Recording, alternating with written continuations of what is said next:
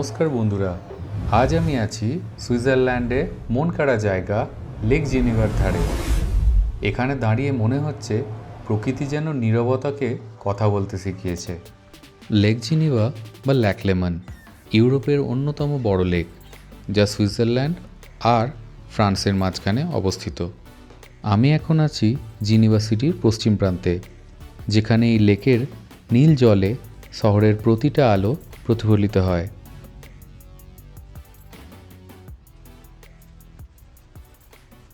আকাশ পরিষ্কার থাকলে এখান থেকে দেখা যায় মনব্লা, ইউরোপের সর্বোচ্চ পর্বত।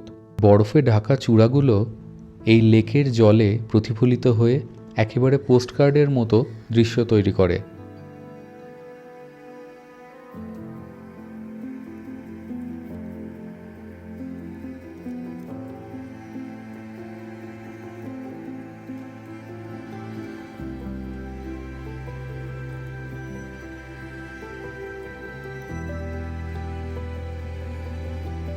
বিকেলের সূর্য যখন অ্যালপসের পেছনে ডুবে যায়, লেক জিনিভার জলে ছড়িয়ে পড়ে সোনালি আলো আর লাল আভা।